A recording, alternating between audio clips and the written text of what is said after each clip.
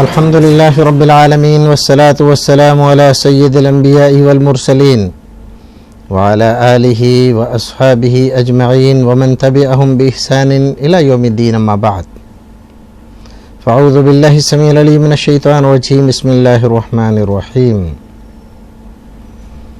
كتب عليكم الصيام كما كتب على الذين من قبلكم لعلكم تتقون۔ ناظرین خیر مقدم ہے آپ کا فیضان رمضان کے اس پروگرام میں۔ آج کی مجلس میں ہمارا موضوع ہے روزہ اور اس کے طبی فوائد۔ ناظرین، جس کو ہم آج اپنی زبان میں روزہ کہتے ہیں، قرآن و سنت کی زبان میں اس کا نام صوم ہے۔ صوم کے معنی عربی زبان میں، کیونکہ یہ عربی کا لفظ ہے، رکنے، اجتناب کرنے اور چپ رہنے کے ہوتے ہیں، اور یہ معنی در حقیقت اس کی جو شرعی حقیقت ہے اس سے بہت مطابقت رکھتے ہیں۔ اور ہم نے تمہارے اوپر روزہ فرض کیا ہے، اس سے مقصد بھی یہی ہے تاکہ تم تقوی کی زندگی گزارو، اور تقوی کی زندگی کا معنی ہوتا ہے کہ مامورات الہیہ، یعنی جتنے معاملات، امور، احکام اللہ رب العزت نے ہمیں دیے ہیں ان کی ہم بجاوری کریں، اور جن چیزوں سے اس نے روکا ہے اس سے روکے رہیں۔ منہیات اور مامورات دونوں کا خیال رکھتے ہوئے زندگی گزارنے کا نام تقوی کی زندگی ہے۔ یہ دنیا جس میں ہم اور آپ رہتے ہیں، اگر آپ غور کریں تو ساری برائیوں کی جڑ، سارے فساد کا مرکز اور تمام تر خرابیوں کا سبب اگر کوئی چیز ہے تو انسانی زندگی میں تین چیزیں ہیں: ایک کھانا، ایک پینا اور ایک جنس۔ خواہشات حیوانیہ جس سے ہمارا بدن پلتا بڑھتا ہے کھانے پینے سے، اس میں اضافہ ہوتا ہے۔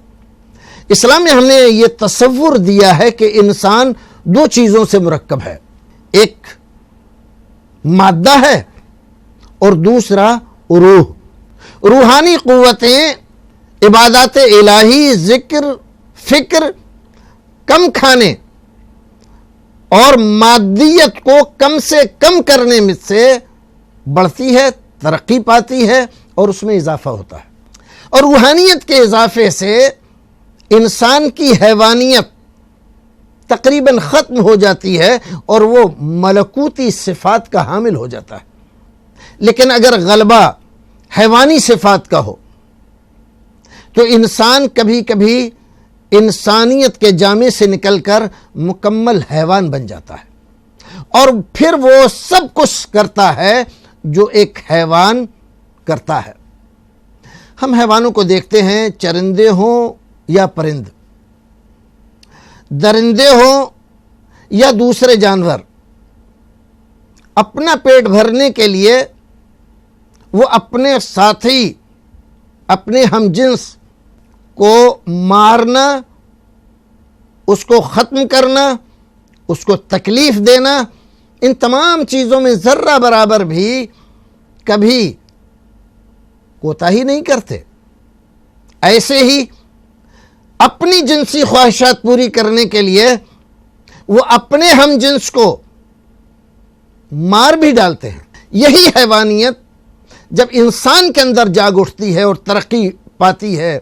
تو اس کے اندر انسانی صفات، روحانی صفات کم ہو جاتے ہیں اور حیوانی صفات بڑھ کر اس کو مکمل حیوان بنا کر چھوڑتے ہیں۔ اسلام نے روزے کے اندر، یا جس کو ہم صوم کہیں، صوم کے اندر پورے انتظامات رکھے کہ یہ حیوانی صفات انسان کے اندر سے کم ہوں اور اس کے اندر روحانی صفات بڑھیں، تاکہ وہ تقوی شعار بنے،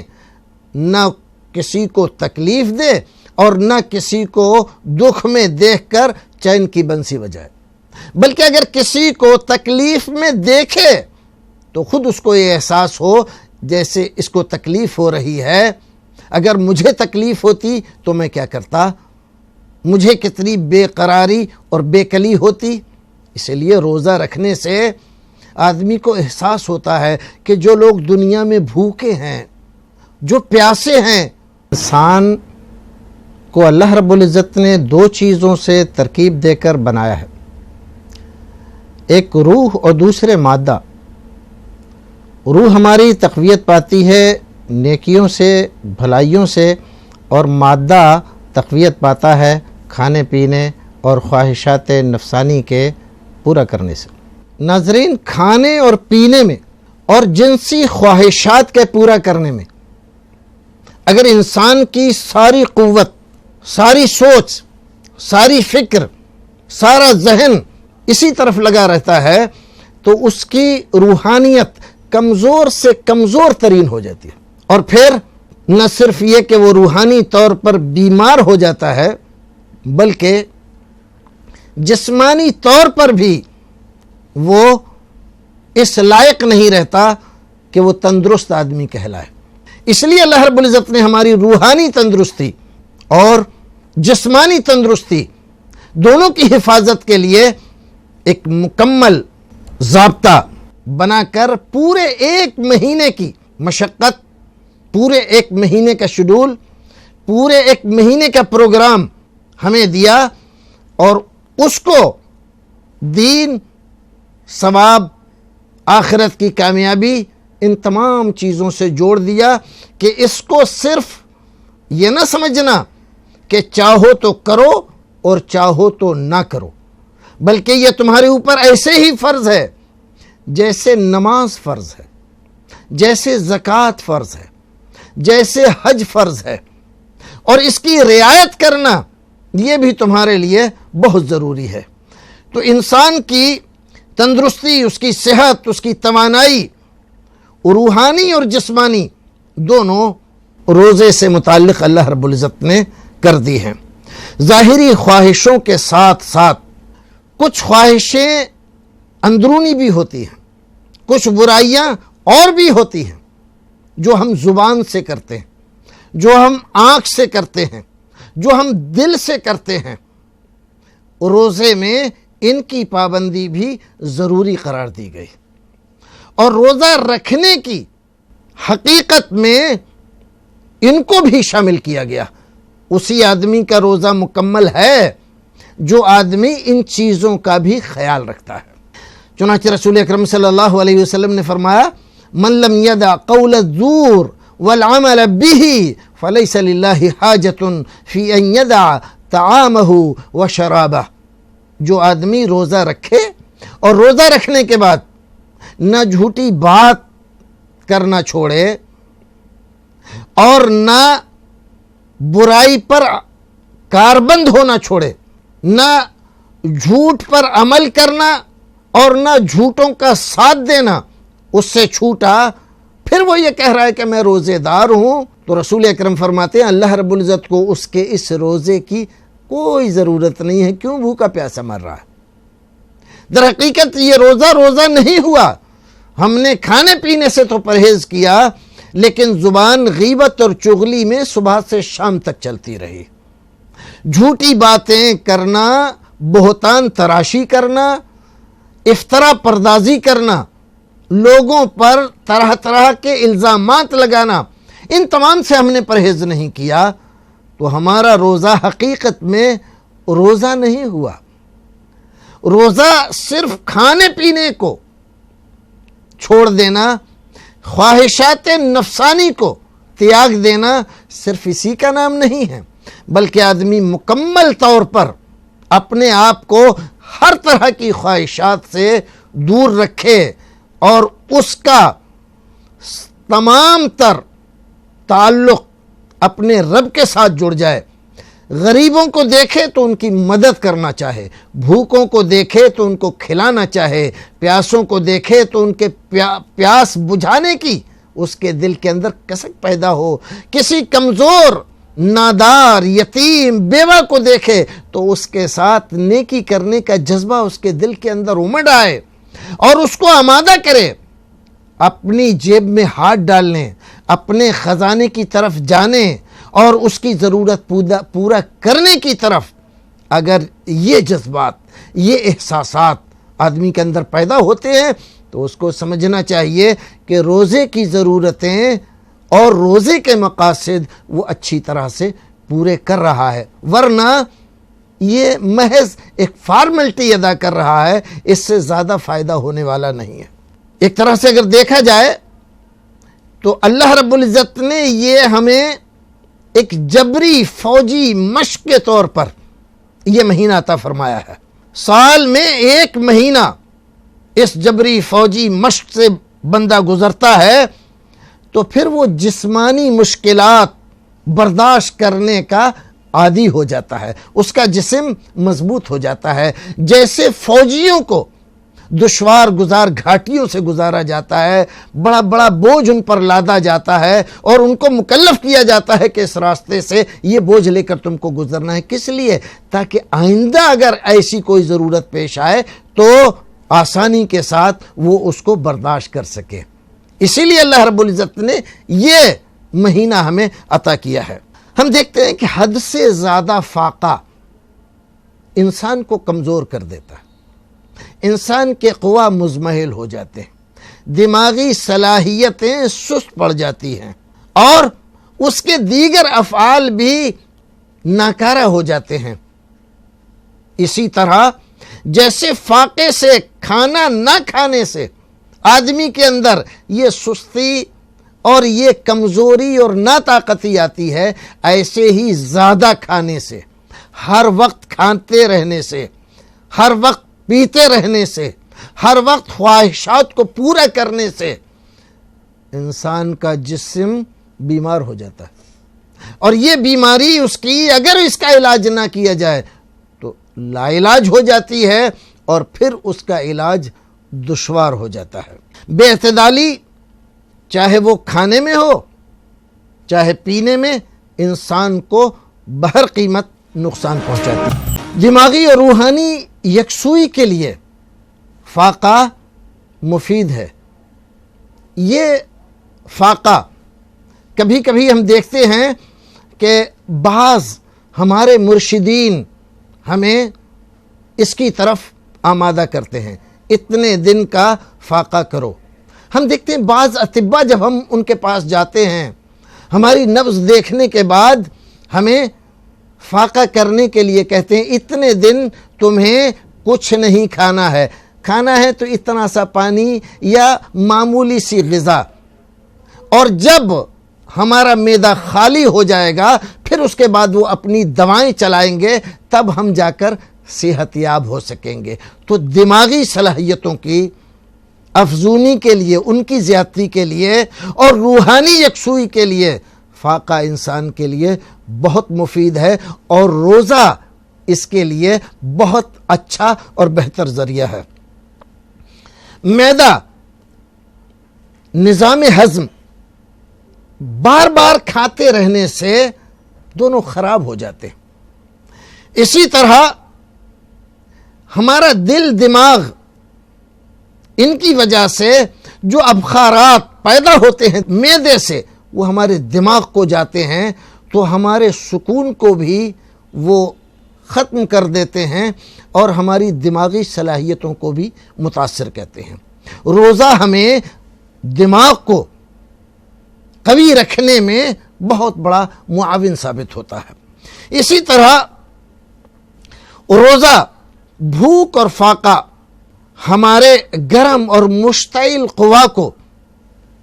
سرد کرنے میں تعاون کرتا ہے۔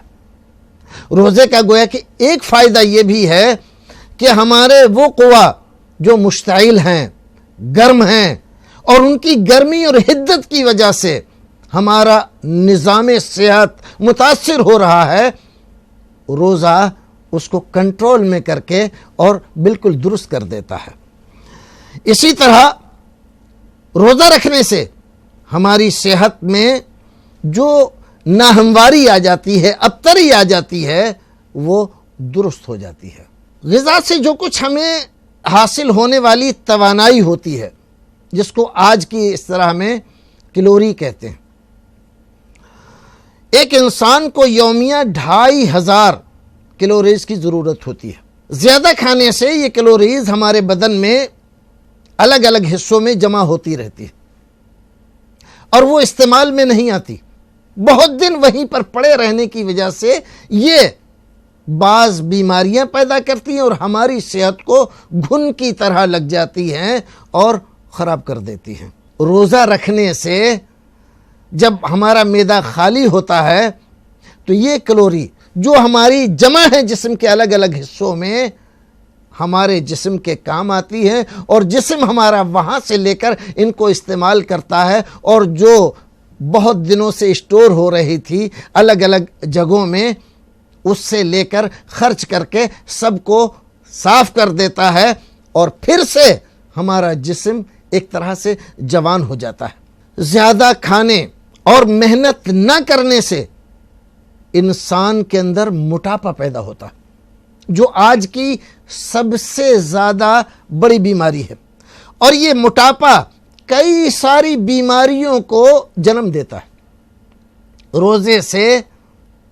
اس کی اتنی اچھی اصلاح ہو جاتی ہے کہ کسی دوسری چیز سے اتنی اچھی اصلاح نہیں ہوتی. ہم وقت پر کھانے کے عادی ہوتے ہیں اور وقت پر کھانے میں بھی اس میں اعتدال کے ساتھ کھاتے ہیں اور ایک لمبا وقفہ فاقے سے گزارتے ہیں تو ہمارے معدے کو آرام مل جاتا ہے اور وہ بھی نئے طریقے پر کام کرنے کے لیے تیار ہو جاتا ہے. دیکھیے ہمارا جسم ایک مشین کی طرح سے ہے اور دنیا میں کوئی مشین ایسی نہیں ہے جس کو آرام کی ضرورت نہ پڑتی ہو اور اس کو صفائی کی ضرورت نہ پڑتی ہو. ہمارے جسم کو بھی ان چیزوں کی ضرورت پڑتی ہے اور روزے سے وہ مقصد ہمارا پورا ہو جاتا ہے. روزے سے ہمارا وزن کنٹرول ہوتا ہے, ڈیابٹیز ہماری کنٹرول ہوتی ہے. اسی طرح سے قلبی بیماریوں میں روزے سے بہت بڑا فائدہ ہوتا ہے. جو لوگ ہمیشہ کھاتے رہتے ہیں ان کا معدہ ہمیشہ ہائیڈرو کلورک ایسڈ پیدا کرتا رہتا ہے اور بڑی مقدار میں اس کو خارج کرتا رہتا ہے. وہ آپ جانتے ہیں کہ ہائیڈرو کلورک ایسڈ جسم کے لیے جیسے ضروری ہے ہماری غذا کو ہضم کرنے کے لیے, ویسے ہی اگر اس کو کوئی چیز جذب کرنے والی نہ ملے تو یہ السر پیدا کرتا ہے اور آدمی کے اندر اگر السر پیدا ہو جاتا ہے تو بھینکر بیماریاں اور ایسی جن بیماریوں کا علاج نہیں ان کا سبب بنتا ہے. روزہ رکھنے سے ہمارے معدے کو آرام ملتا ہے تو یہ ہائیڈرو کلورک ایسڈ بھی کم مقدار میں یا ضرورت کے مطابق بنتا ہے جس سے ہماری صحت درست رہتی ہے اور ہم السر کی بیماری سے یا اس کے خطرے سے ہم محفوظ رہتے ہیں. روزے نے ہماری صحت درست کی, ہمارا معدہ درست کیا, ہمارا دماغ درست کیا, ہماری اس جسمانی مشین کو صاف اور ستھرا کیا. اسی کے ساتھ ساتھ ہمارے اخلاق, ہمارے عادات, ان تمام کے اندر اعتدال پیدا کیا اور اس نے ہمارے گردے کے فعل کو اور بلڈ پریشر کے نظام کو بھی درست کیا. تو روزہ ہمارے لیے طبی اعتبار سے سب سے زیادہ مفید چیز ہے. ہمیں روزہ ضرور رکھنا چاہیے کہ ہمارے رب کا